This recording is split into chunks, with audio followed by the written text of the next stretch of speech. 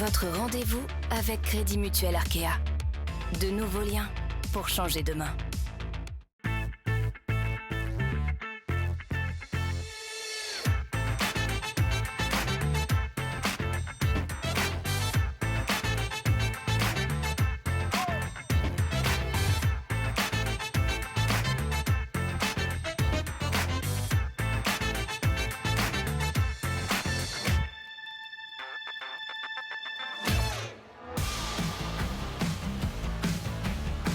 Bonjour à tous et à toutes, bienvenue à Saint-Malo pour ce Café de la Marine, spécial route du Rhum destination Guadeloupe.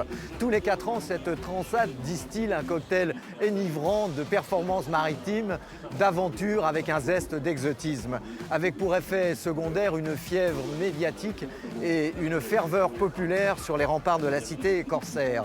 C'est la magie du rhum, toujours renouvelée depuis la première cuvée en 1978 avec ce final d'anthologie. Le premier vainqueur, Mike Birch, nous a hélas quittés il y a quelques jours, mais le Canadien, véritable gentleman des océans, restera pour toujours associé à cette transat et à jamais dans nos cœurs. Ils étaient 38 au départ de cette première édition, ils seront 138 à s'élancer dimanche pour la 12e édition. C'est dire l'engouement des marins pour la reine des transats.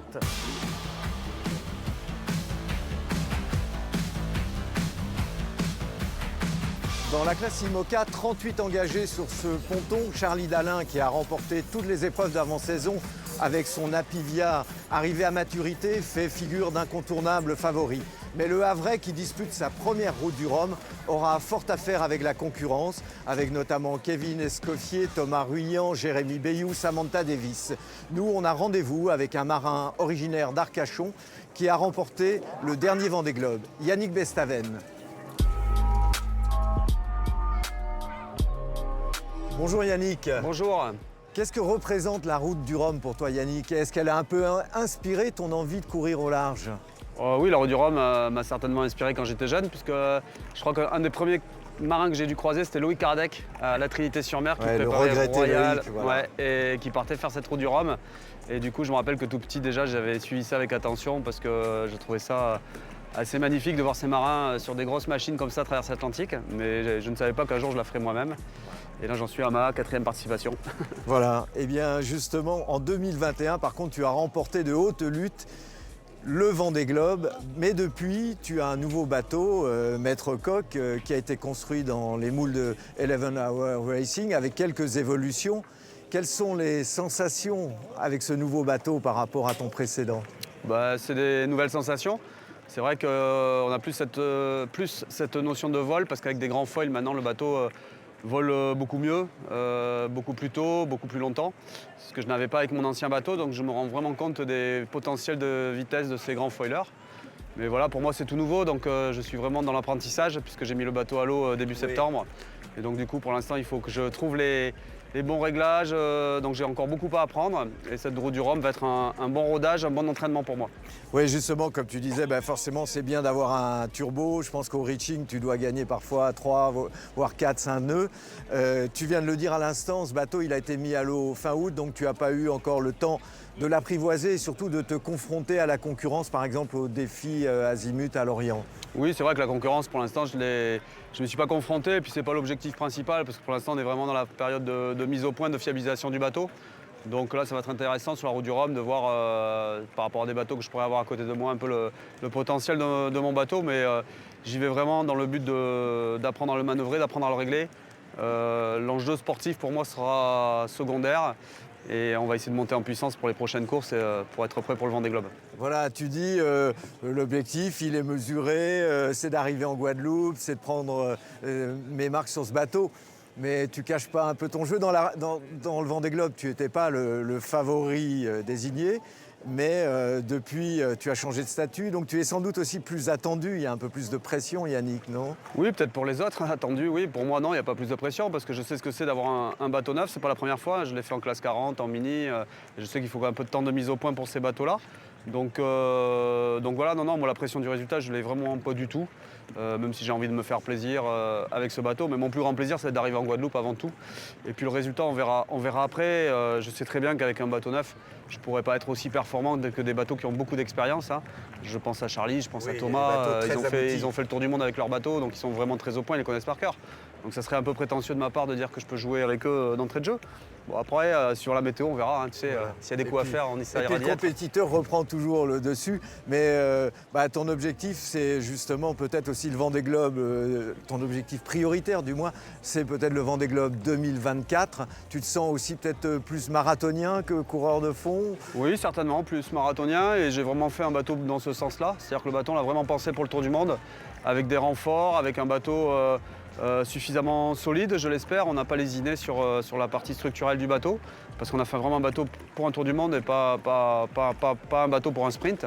La Route du Rhum est peut-être plus un sprint, mais on verra. On s'adaptera sur la météo, surtout sur la météo du départ et le golfe de Gascogne. Et la suite, ça peut être compliqué s'il y a des dépressions assez fortes. Donc il faudra être prudent quand même au début. Voilà, tu l'as dit, il y a un plateau incroyable dans cette classe IMOCA, on le voit sur ce ponton. Il y a aussi certains nouveaux bateaux, comme celui de Jérémy Bayou par exemple, mais des bateaux justement qui sont à maturité, comme Apivia qui est à côté. Tu as un petit favori ? Non, j'aime pas avoir des favoris. Je les ai cités les favoris. Pour moi, Thomas et Charlie sont les plus expérimentés à bord de leur bateau, ils les connaissent par cœur. Donc il serait tout à fait normal qu'ils soient favoris. Et voilà, puis nous on va essayer de s'accrocher à eux. Puis si on peut de temps en temps leur faire un petit peu peur avec nos nouveaux bateaux, on le fera. Voilà. Alors écoute, il y a du public, il y a aussi un ciel un peu gris, du vent qui rentre ce soir. Comment tu te sens à l'approche du départ? La tension monte un peu sur les pontons malouins. Ouais, je me sens en pleine forme. Tu vois, je suis allé me baigner ce matin. Donc je profite de la bonne température de l'eau à Saint-Malo. Elle devait être fraîche, ça. Ouais, mais ça fait vraiment du bien, un petit footing, petite baignade. Et non, je suis vraiment... c'est assez marrant parce que je suis à la cool plutôt, alors qu'on est un peu en retard sur la préparation du bateau. Oui, on voit que ça bricole encore un peu à parce bord. que le bateau, on l'a mis à l'eau il y a à peine 2 mois, donc il y a encore beaucoup de boulot à faire. Mais je suis très serein et je suis très content et je félicite mon équipe parce que en si peu de temps, avoir un bateau prêt comme ça pour la Route du Rhum, je trouve ça assez exceptionnel. Et voilà, j'ai confiance en mon équipe et confiance en mon bateau, donc tout va bien. Ouais, on se sent très détendu. Bonne route du Rhum, Yannick. Merci beaucoup. Merci.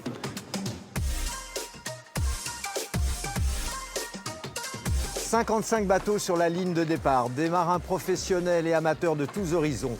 8 nationalités représentées, la catégorie classe 40 affiche une formidable vitalité. On s'attend à une sacrée bataille dans cette classe où le Lorientais Johan Richomme, vainqueur en 2018, revient défendre son titre. On a choisi un concurrent au parcours original, un champion olympique de perche irrésistiblement attiré par la mer. On rejoint Jean Galfionne. Bonjour Jean. Bonjour. Alors, quel est ton lien avec la Route du Rhum, Jean? Est-ce qu'il y a des marins qui t'ont fait rêver dans cette transat? Alors oui, moi j'ai commencé à être admirateur de la Route du Rhum quand j'étais petit. En premier, c'était déjà Florence Artaud. C'était les premières images que j'ai moi de la Route du Rhum avec Pierre Ier. Après, ça a été Laurent Bourgnon et j'ai eu la chance de rencontrer Laurent où on était devenus assez copains. Ouais. C'est lui-même qui m'avait poussé à aller partir naviguer. Il m'avait conseillé de prendre un bateau et partir naviguer. Et puis il m'est arrivé pour voir ce qui allait se passer, bien galérer et apprendre comme ça. Ben justement, c'est la preuve, tu as écouté ces conseils. Ce sera déjà ta 3e participation à cette Route du Rhum, après une première encourageante où tu avais terminé à la 18e place, je crois. Oui. Eh bien, il y a 4 ans, la seconde a été plus douloureuse en raison d'une météo qui était très très corsée d'entrée de jeu. Tu avais décidé de jeter l'éponge à Brest, une décision sans doute qui t'avait laissé peut-être un petit goût amer. Je pense que c'était le pire des scénarios parce qu'en effet, le fait de s'arrêter, c'était repartir 9 jours après. Donc il n'y avait plus de course pour moi. Et moi qui avais déjà fait une fois la Route du Rhum, je n'ai pas trouvé la motivation de repartir. Le compétiteur que tu étais. Mais bon, même encore maintenant, je ne suis pas certain que ce soit la bonne décision. Sauf que voilà, c'est comme ça. Alors, tu as commencé la course au large à l'âge de 35 ans, après ta carrière de perchiste. Il faut rappeler que tu as été champion olympique à Atlanta.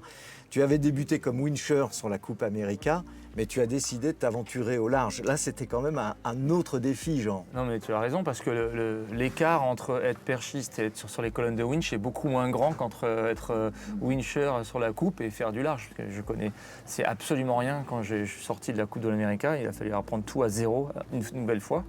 Et oui, j'avais envie d'essayer d'aller vers un peu cet inconfort, parce que je repartais presque de rien. Et puis, mais c'est ça que j'avais envie de faire, et j'avais d'autres propositions ailleurs liées à ma première vie. Mais je dis non, il faut que j'aille jusqu'au bout de ce truc, parce que quand même, ça m'intrigue et ça m'attire. Alors, tu reviens de ton partenaire Serenis Consulting qui est fidèle, il y a une forte relation, on le voit, tu as maintenu sa confiance, tu as fait construire un nouveau bateau, un Pogo S4 au chantier Structure, la filière Bigouden. Il est esthétique, on imagine aussi qu'il est performant. Il est extrêmement performant. L'architecte Guillaume Verdier a avant beaucoup planché dessus. Et c'est un bateau qui fait partie des nouvelles générations de classe 40, un SCO, donc qui va vite au portant, vite au reaching. Alors il y a des allures, c'est moins évident, mais néanmoins c'est la tendance des SCO d'aller de plus en plus vite sur des allures portantes. Très bien construit, vraiment très content. Il y a eu des petits ajustements parce que c'était le premier de la série, donc il fallait un peu essuyer les plates, mais bon, ce qui était à peu près normal. Et en effet, c'est Serenis Consulting qui me suit depuis maintenant plus de 9 ans et extrêmement fidèle, puis surtout comme tu le dis, c'est devenu des gens proches, des amis. La boîte a grandi en même temps que le projet bateau, donc c'est une belle histoire. Ouais. Alors justement, on imagine qu'avec tous ces éléments, tu reviens sur cette édition avec un petit peu une envie de revanche. Alors moi je suis pas du tout animé par aucune revanche de rien du tout. Le sport de haut niveau, c'est aussi parfois d'avoir des casses, des déceptions. Donc moi ce qui me fait, oui, en plus, ce qui me fait vraiment être là, c'est l'amour de la route du Rhum, de glisser sur l'eau avec des bateaux de course, la machine, la mer, voilà. Ça c'est des challenges personnels qui sont pas anodins, bien sûr. Et si il n'y a pas d'histoire de revanche, ça marche pas avec. C'est une histoire de passion avant tout, quoi. Alors ta nouvelle vie en bateau, là on est tranquille, mais c'est l'inconfort, c'est l'humidité, c'est le manque de sommeil. Qu'est-ce qui te plaît dans tout ça? Pourquoi cette attirance pour la mer qu'on sent forte chez toi? Après, moi j'aime être sur un bateau. Ensuite, un bateau de course, c'est encore plus grisant et cet inconfort fait partie du jeu. Donc derrière, il n'y a pas toujours de l'inconfort. Parfois, ça s'arrête et c'est bien. Et du coup, on oublie vite fait surtout. Donc moi, ce que j'aime en effet, être sur la mer, c'est que c'est un élément incroyable, dessus, dessous, à vivre, à admirer, à sentir. J'ai été un peu baigné avec ça petit aussi. Donc, et j'ai la chance de pouvoir en faire aujourd'hui mon métier, que ce soit mon activité principale, de pouvoir vivre cette passion, chance inouïe, fabuleuse. Alors, il y a vraiment du beau monde dans cette série, 55 participants. Toi, tu as disputé la Transat Jacques Vabre en double avec Éric Perron, un Finistérien aussi. Quel est ton objectif? Oui, alors du coup avec Eric, on avait éprouvé le bateau qui sortait à peine de chantier et on le découvrait et ça m'a permis vraiment en même temps de bien progresser aux côtés d'Eric dans le comportement à bord, dans la façon de comprendre le bateau, donc c'était très instructif. Voilà, maintenant il y a eu un an qui est passé, le bateau on le connaît beaucoup plus, j'ai eu pas mal de petits soucis techniques, le bateau un peu cassé, lâché sur 2-3 trucs, des petites casses, des petits problèmes électroniques, mais du coup ça y est, tout est rétabli, ça a permis ça aussi de l'avoir un an en avance et je dirais que je suis assez confiance maintenant. Je suis assez en confiance avec le bateau. Voilà, assez serein. Merci beaucoup, Jean. Merci, bonne transat. 17 engagés dans la classe Rome Multi et quelques bateaux de légende, notamment Flo, le trimaran avec lequel Florence Artaud s'était imposée en 1990, un trimaran que mènera Philippe Poupon qui fait son grand retour sur cette transat. Il y a aussi Acapella, qui est l'exact sister ship d'Olympus Photo de Mike Birch. Ce sera la 6e participation de Charlie Capel à bord de ce petit trimaran jaune, un vrai record. Pour notre invité, la route du Rhum, c'est une première, mais il s'agit d'un marin très expérimenté, Gwen Chapala. Bonjour Gwen, merci de nous accueillir à bord de ce catamaran. Bonjour Gilbert. Alors Gwen, cela fait quand même 35 ans que tu navigues. Qu'est-ce qui t'a donné envie de faire cette route du Rhum? C'est un rêve de gosse? C'est un rêve de gosse, mais c'est aussi un parcours de vie. On a la chance de faire de faire des métiers passion, de rencontrer des gens qui sont incroyables, des entrepreneurs. Et donc, il y a 4 ans, j'avais préparé Christian Gueder pour faire sa route du Rhum. Qui était allé au bout. Et à l'arrivée, il rayonnait, il était à un bonheur absolu. Et puis il me dit, la prochaine, c'est toi. Et donc, voilà, donc ça fait comme 4 Belle ans. preuve d'amitié. Ça. Oui, et puis ça fait 4 ans qu'on a lancé ce projet.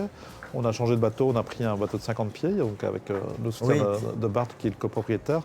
Et Saveol nous a rejoints dans l'aventure. Et donc, en plus, c'est 2 belles entreprises finistériennes. Et voilà, puis on a une espèce d'art de vivre. Et puis, il y a les arts culinaires qui sont importants aussi. Voilà. Alors justement, tu l'as dit, tu vas mener un catamaran de 50 pieds, 15 mètres, qui a été construit chez Marcedon à Lorient. Composite. Il est confortable, mais c'est aussi quand même un bateau taillé pour la course.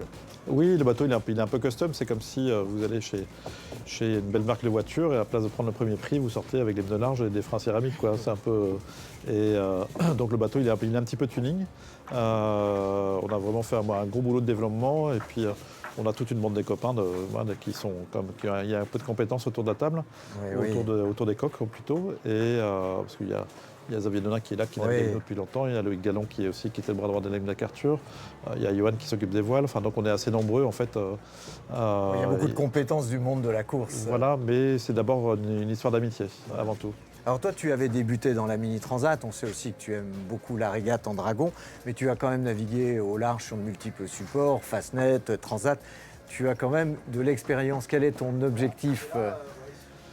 C'est d'abord terminer, prendre du plaisir. Donc là, on commence à regarder les premiers fichiers météo et nos routages sans filtre nous font prendre la face nord. Bon, on a quand même acheté de la route du soleil. Voilà, enfin, on est en train de faire les analyses, mais la météo semble assez animée pour le départ. Alors dans cette classe qui est belle, qui s'est étoffée, qui est un peu hétéroclite, mais tu vas retrouver des copains finistériens que tu connais bien. Bon, il y a Philippe Poupon, mais lui, il est un peu hors catégorie avec son trimaran de 18 mètres 28. Mais il y a aussi Marc Guillemot, il y a aussi Roland Jourdain avec un kata en fibre de lin. Il va y avoir du match. Oui, alors, enfin, avec Marc et Bilou, et puis, mais avec d'autres, avec Jean Lecam, avec Michdej, avec Jean-Luc Nélias, on a monté un syndicat professionnel dans les années 90 et qui s'appelait Coureur d'Océan. Et donc c'était les prémices en fait, du métier de coureur au large. Et donc on a des vieux liens d'amitié. Et c'est vrai que là, on se regarde un petit peu d'une façon différente parce que on est un peu senior. Quoi. Enfin, voilà. Moi, je reste un peu... T'es le plus jeune. Je suis un peu plus jeune qu'eux, mais...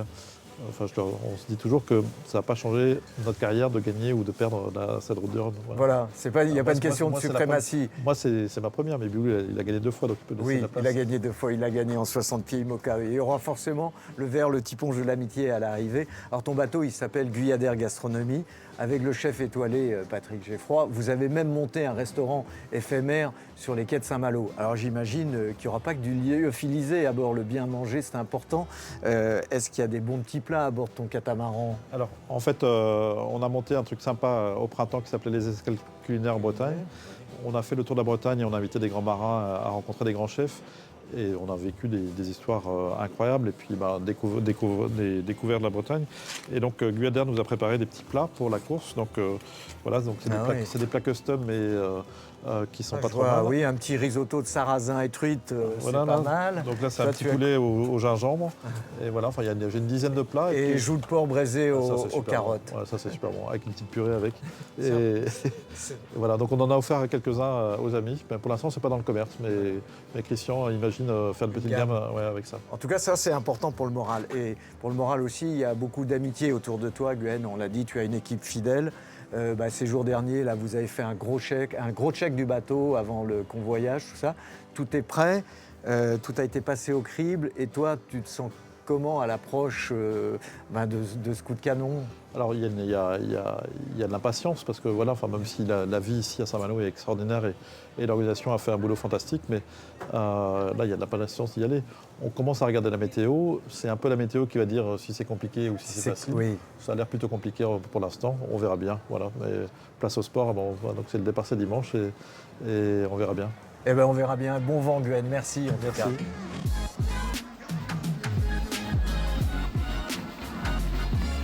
La nuit est tombée à Saint-Malo, mais comme vous l'entendez, l'ambiance monte encore d'un cran sur les bassins de la route du Rhum. Les trimarans de la classe ultime fascinent le grand public. Ils sont 8 au rendez-vous, dont le vainqueur de 2018, Francis Joyon. Son record à la barre d'Idexport en 7 jours et 14 heures devrait logiquement tomber. Il y a eu du rififi dans cette classe, le trimaran de François Gabard étant jugé non conforme à la jauge. Fort heureusement, le skipper de groupe SVR Lazartigue a pu être réintégré dans le plateau par une décision de justice. Enfin, place au sport, mais cette explication sans la poudre. Bonjour François. Bonjour Gilbert. Alors François, une victoire en 60 pieds en 2014 sur cette route du Rhum, une deuxième place derrière Francis Joyon après un final à bout de souffle en 2018.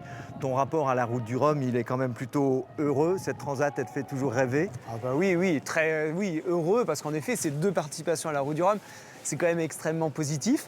Et puis bah voilà, c'est une course qui est formidable. Il y a cette effervescence, ce monde qui vient voir cette nos ferveur. bateaux. Et voilà, c'est toujours un plaisir et un bonheur d'être là à Saint-Malo pour le départ de la route du Rhum. Alors petit retour en arrière, la frustration un peu de cette victoire qui t'avait échappé sur le fil au profit de Francis, est-ce que c'est une motivation de plus encore cette année?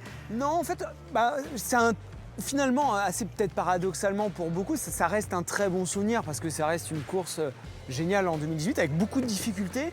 Peut-être de la difficulté en début de course, où il y a eu beaucoup d'avaries sur nos bateaux. Moi, mon bateau avait été bien entaché en termes de performance. Il y avait presque de la frustration, c'est de ne pas pouvoir avoir pu traverser l'Atlantique en volant. Exploiter le bateau, le potentiel. Plein potentiel de son bateau. Ça, c'est toujours un petit peu frustrant. Mais parallèlement, beaucoup de fierté, de bonheur, de plaisir d'arriver malgré tout, malgré les difficultés, à aller de l'autre côté de l'Atlantique, à arriver en Guadeloupe en premier quand même, du côté nord de la Guadeloupe en tout cas. Puis après, il y a cette histoire assez extraordinaire avec Francis, cette régate autour de la Guadeloupe. Mais j'en garde un très bon souvenir, forcément une petite déception sportive, évidemment, mais quelque chose d'extrêmement positif malgré tout. Alors, il y a ce nouveau bateau et le feuilleton sur la non-conformité par rapport à la jauge, selon certains responsables de la classe ultime, et pour l'heure, et heureusement entre parenthèses. Mais forcément, compte tenu de ce litige, tu n'as pas pu te confronter à tes concurrents sur des épreuves comme la Finistère Atlantique ou le dernier défi à Lorient. C'est un handicap de se préparer seul dans son coin? Forcément, c'est toujours moins facile de progresser quand on ne peut pas se confronter avec ce bateau. C'est vrai que j'ai toujours eu l'habitude de pouvoir beaucoup naviguer avant les courses, de pouvoir m'entraîner avec d'autres bateaux. Là, ça a été moins le cas. J'ai eu la chance de pouvoir quand même naviguer avec Actual un petit peu. Avec Yves sur Actual, avec Arthur sur Mur. Donc on a quand même pu faire quelques bords ensemble. Mais c'est vrai que c'était un petit peu moins facile. Par contre, l'avantage, c'est que je crois que j'ai jamais, depuis au moins 5, 6, 7 ans, j'ai jamais eu autant envie de naviguer, d'être en course. C'est quand même quelque chose d'assez extraordinaire de pouvoir naviguer sur ces bateaux-là tout seul. C'est compliqué, c'est complexe, c'est un vrai challenge. Mais voilà, c'est quelque chose qui est assez fabuleux et ça reste un privilège. Pouvoir naviguer sur ces bateaux-là, c'est une chance extraordinaire. Pouvoir naviguer seul, faire une route du Rhum. Ouais, c'est juste dingue et oui, là j'ai très très envie. Alors ton trimaran volant justement, il a été mis à l'eau à l'été 2021, il y a déjà eu une belle deuxième place sur la Transat Jacques Vabre, mais depuis un an avec ton équipe, on imagine que vous avez sans doute mieux exploré le potentiel de cette machine. Est-ce que groupe SVR Lazartigue est au point? Alors tu vois, on est vraiment dans une courbe là comme ça en ce moment. C'est-à-dire que depuis un an et quelques mois, en effet, parce qu'on a mis à l'eau le bateau en juillet 2021, chaque navigation, c'est découverte, nouveaux réglages, des choses qui cassent, qu'on répare, etc. Donc on est vraiment dans cette courbe de progression. On est super fiers, contents du job qu'on a fait jusqu'à maintenant. Après, il reste encore beaucoup et on est convaincus que dans 2, 3, 4, 5, 6 mois, le bateau sera encore plus performant. C'est une évidence. Alors lors du convoyage vers Saint-Malo, vous avez heurté un œuf-nid, ce sont les aléas qui ont endommagé la nouvelle dérive. Celle-ci a été ramenée illico au chantier Merconcept. Est-ce qu'elle a pu être réparée et tu partiras avec ou tu partiras avec l'ancienne dérive qui est peut-être un peu moins performante? En ce moment, au moment où on parle, encore en cours de réparation. Je croise les doigts, mais si tout va bien, si tout se passe bien, normalement on devrait pouvoir la remettre en place. Donc avant le départ, avant surtout même la sortie du bateau, du bassin vendredi. Donc voilà, je suis confiant, en tout cas toute l'équipe travaille d'arrache-pied pour pouvoir me remettre cette nouvelle dérive réparée sur le trimaran pour le départ. Alors les routages parlent d'une traversée en à peine plus de 6 jours. Cette transat, c'est sinon un sprint, du moins une course de demi-fond. Et le rythme, il va être infernal parce qu'il faut... Là, en effet, on va dire, grosso, ça dépend évidemment de la météo, mais on devrait traverser l'Atlantique en à peu près une semaine, plus ou moins 1 ou 2 jours. Oui, c'est assez rapide, en tout cas, par rapport à l'exercice qu'on peut avoir sur ces bateaux du Tour du Monde, qui va se faire en un peu plus d'1 mois. Là, on est sur un rythme qui est quand même assez soutenu. On a un départ, on le sait, qui est extrêmement difficile à chaque fois. Départ Cap-Fréhel, la Manche, le golfe de Gascogne. Là, ça va s'enchaîner. Donc, on a 24, 36, 48 heures qui sont souvent très complexes avec beaucoup de manœuvres. D'après les fichiers du moment, la météo Potentiellement, s'annonce assez corsée. en tout cas, il risque d'y avoir du vent en moyenne et plutôt du vent de face. Et on essaye de commencer à faire un petit peu le début du scénario météo, même si ça peut évidemment changer. Et puis après, il y a cette traversée atlantique qui doit a priori se faire normalement assez rapidement sur ces bateaux-là. Et puis une arrivée en Guadeloupe. Tout ça, ça va s'enchaîner. Et c'est sûr qu'on est vraiment à un rythme qui est assez soutenu. Mais bonne traversée, François. Merci beaucoup. Depuis plusieurs jours, une marée humaine a défilé sur la cité corsaire et les marins ont communié avec ce public. Entre rendez-vous médias, obligations de leurs sponsors, ils ont été fort occupés. Maintenant que le coup de canon approche, ils vont entrer dans leur bulle, se concentrer sur les fichiers météo, profiter des derniers instants à terre. Cette 12e édition de la Route du Rhum destination Guadeloupe s'annonce tout simplement grandiose avec peut-être une météo corsée. On vous donne rendez-vous à partir de dimanche 13h sur les antennes de TBO TB Sud pour le grand départ en direct et bon vent à tous.